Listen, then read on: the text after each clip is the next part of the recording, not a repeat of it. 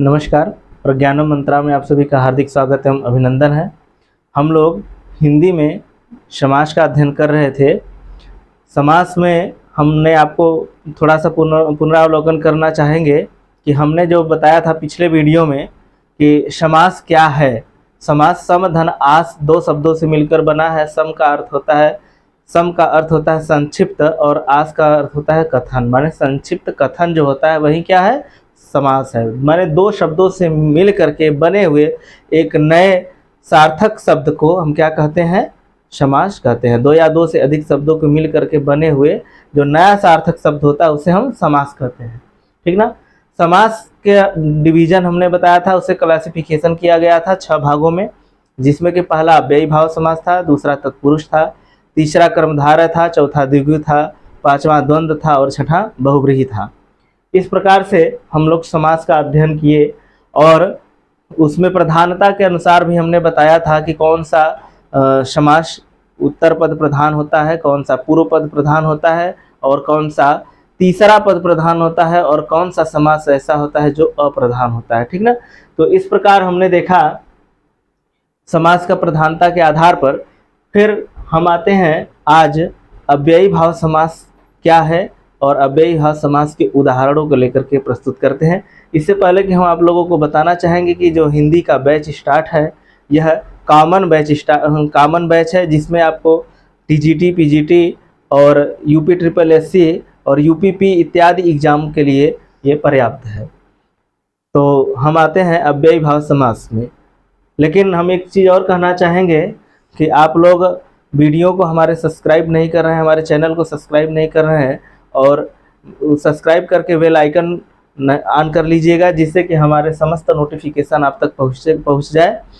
और हम लोग हिंदी का एक पूरा कोर्स कंप्लीट करने वाले हैं, इसलिए आप हमारे चैनल को ज़रूर सब्सक्राइब करें। चलिए आते हैं, हम देखते हैं अव्ययी भाव समास क्या है। अव्ययी भाव समास क्या है, इससे पहले आप जानेंगे कि अव्यय क्या होता है। अव्यय ज़्यादातर जो उपसर्ग शब्द होते हैं वह अव्यय के रूप में आ जाते हैं। अव्यय क्या होता है, जो जिसका व्यय न हो, माने जिसका परिवर्तन न हो। ठीक ना, वह अव्यय होता है। अव्यय माने जिसका व्यय न हो। ठीक ना। अव्ययी भाव समास के अंतर्गत हम देखेंगे कि अव्ययी भाव समास क्या है। अव्ययी भाव समास वह होता है कि जिसका पूर्व पद अव्ययी भाव समास में पूर्व पद क्या होता है, अव्यय होता है। अव्यय होता है। ठीक ना। पूर्व पद अव्यय होता है और वह प्रधान होता है। पूर्व पद प्रधान होता है और अव्यय होता है। यह एक परिभाषा है। और अव्ययी भाव समास को जानने के लिए यही एक ट्रिक है कि देखेंगे कि किस समास के पूर्व पद अव्यय है। तो जिस समास का पूर्व पद अव्यय होगा वह अव्ययी भाव समास होगा। उदाहरण के रूप में हम देख सकते हैं, यथा संभव में यथा क्या है, यथा पूर्व पद है जो कि अव्यय है।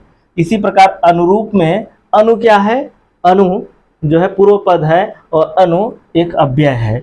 प्रतिकूल में प्रति शब्द क्या है, पूर्व पद है और वह अव्यय है। तो माने पूर्व पद अव्यय हो तो वह अव्ययी भाव समास कहलाता है।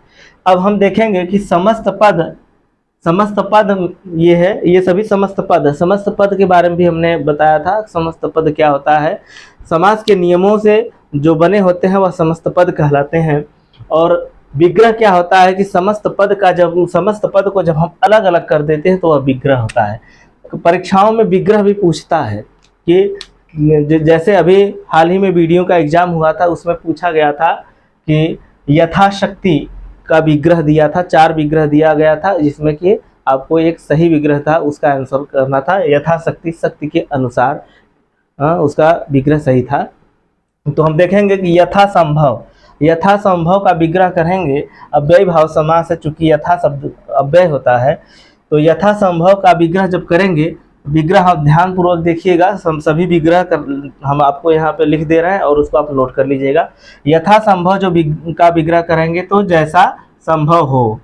ठीक ना, जैसा संभव हो, यथा संभव का विग्रह जैसा संभव हो। अनुरूप का विग्रह जब करेंगे तो क्या होगा, रूप के योग्य। अनुरूप का विग्रह है रूप के योग्य। प्रतिकूल का विग्रह क्या होगा?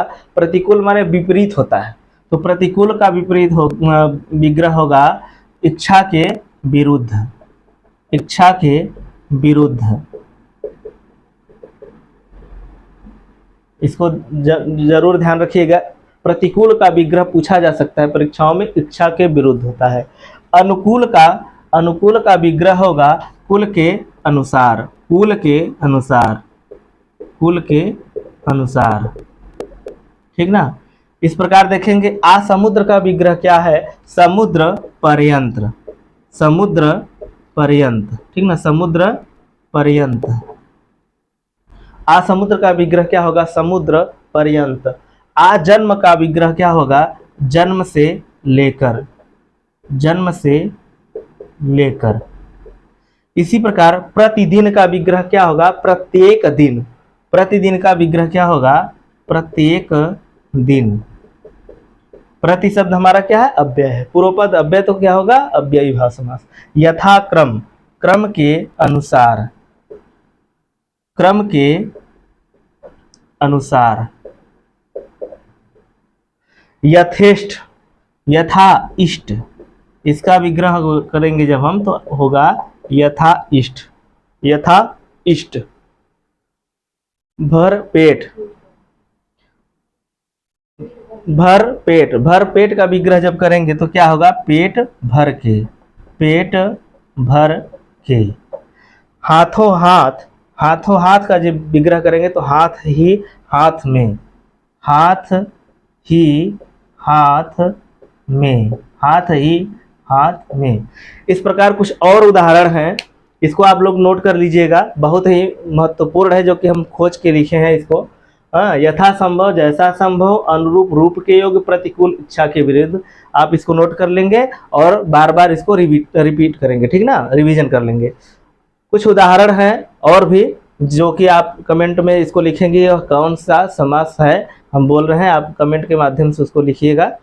पल पल एक उदाहरण है, पल पल। आप देखिएगा कौन सा समास है, आप में कमेंट में लिख करके बताएंगे।